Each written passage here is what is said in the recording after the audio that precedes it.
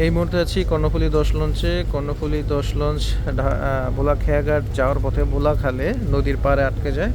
তো অলমোস্ট আমাদের প্রায় 1.5 ঘন্টার মতো সময় নষ্ট হলো এভাবে নদীর পাশে চলে আসার কারণে। তো প্রথমে প্রায় 1 ঘন্টার জন্যে নদীতে আটকে ছিল, তারপর সেখান থেকে ছুটেছে, তারপর আবার 2 মিনিট পরে আবার নদীর পাড়ে চলে আসে লঞ্চটি।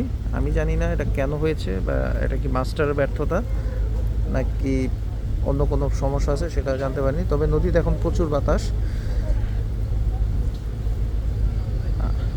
তো ইঞ্জিনকে ফুল লোড দিয়ে চালানো হয়েছে। আর আপনারা দেখতে পাচ্ছেন যে কর্ণফুলী 10 লঞ্চের ইঞ্জিন থেকেও প্রচুর ধোঁয়া, কালো ধোঁয়া বেরোচ্ছে।